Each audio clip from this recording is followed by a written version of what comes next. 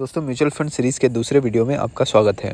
अगर आपने हमारा पहला वीडियो म्यूचुअल फंड क्या है नहीं देखा है तो आप आई बटन पर क्लिक करके देख सकते हैं।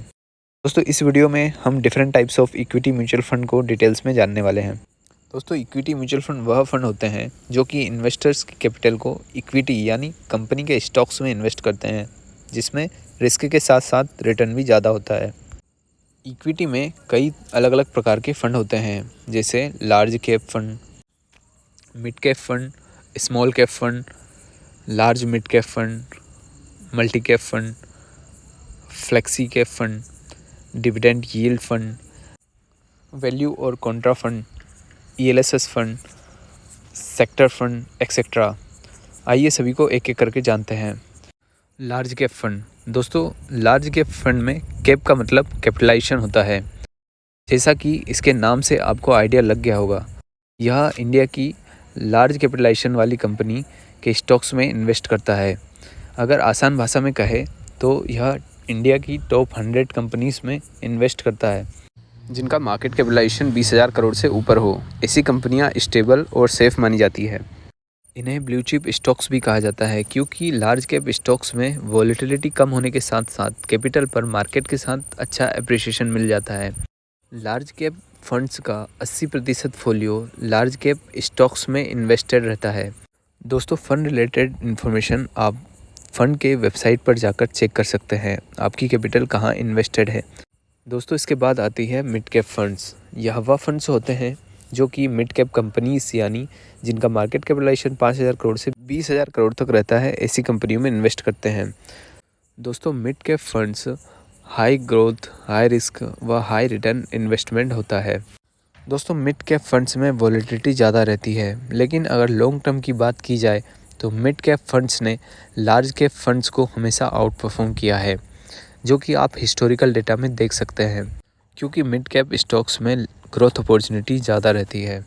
इसके बाद आता है स्मॉल कैप फंड्स। यह वह फंड्स होते हैं जो कि उन कंपनियों में इन्वेस्ट करते हैं जिनका मार्केट कैपिटलाइजेशन 5,000 करोड़ से कम होता है।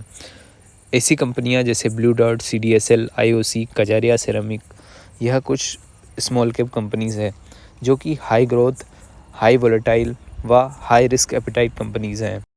दोस्तों इसके बाद आता है लार्ज मिड कैप फंड्स। जैसा कि आपको नाम से क्लियर हो गया होगा, यह कुछ प्रोपोर्शन लार्ज में व कुछ प्रोपोर्शन मिड में इन्वेस्ट करता है, जो कि 65% लार्ज, 35% मिड या फिर 35% लार्ज व 65% मिड कैप में हो सकता है। यह फंड मैनेजर के ऊपर डिपेंड करता है, वह मार्केट कंडीशन के अकॉर्डिंग इस प्रोपोर्शन को चेंज कर सकता है। दोस्तों इसके बाद आता है मल्टी कैप फंड।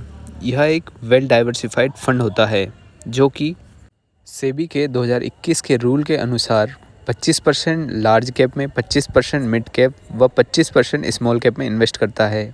बाकी 25% फंड मैनेजर अपने अकॉर्डिंग इन्वेस्ट करते हैं। दोस्तों यह वेल डाइवर्सिफाइड होने के कारण बाकी फंड्स के कंपैरिजन में कम रिस्की होता है। दोस्तों इसके बाद आते हैं फ्लेक्सी कैप फंड। यह फ्लेक्सिबल फंड्स होते हैं जो कि fund manager 65% of equity large, small व मिड कैप में मार्केट कंडीशन के अकॉर्डिंग शिफ्ट कर सकते हैं। Flexi cap funds well diversified होने के कारण मॉडरेट रिस्क व हाई रिटर्न इन्वेस्टमेंट होता है। दोस्तों इसके बाद आता है डिविडेंड यील्ड फंड। यह वह फंड होते हैं जो कि उन कंपनियों में इन्वेस्ट करते हैं जो रेगुलर डिविडेंड प्रोवाइड करती है। दोस्तों कंपनी अपने प्रॉफिट का कुछ हिस्सा इन्वेस्टर्स को देती है, जिसे डिविडेंड कहा जाता है। दोस्तों आई बटन पर क्लिक करके आप डिविडेंड्स को डिटेल में जान सकते हैं। अब हम जानते हैं डिविडेंड यील्ड क्या होती है। दोस्तों मान लीजिए इन्फोसिस की शेयर प्राइस 2,000 रुपये है और इस फाइनेंशियल ईयर में उसने 50 रुपये का डिविडेंड दिया है, तो हम उसकी डिविडेंड यील्ड निकालने के लिए दिए हुए डिविडेंड को इन्फोसिस की स्टॉक प्राइस से डिवाइड करेंगे, जो कि 2.5% है। यह इन्फोसिस का डिविडेंड यील्ड है। दोस्तों आई होप आपको डिविडेंड यील्ड समझ आया होगा। दोस्तों इसके बाद आता है कॉन्ट्रा एंड वैल्यू फंड्स। यह दो अलग अलग प्रकार के फंड होते हैं।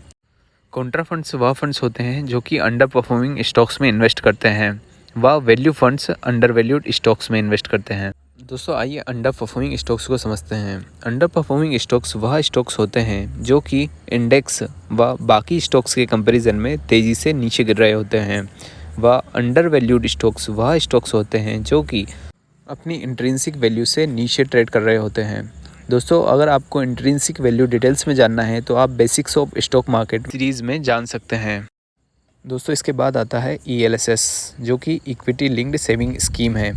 यह एक स्पेशल तरह का फंड है। इसमें इन्वेस्ट करने पर आपको ATC के तहत 1.5 लाख तक का टैक्स एग्जेम्पशन मिलता है। दोस्तों, इस स्कीम में 3 साल का लॉक इन पीरियड भी रहता है।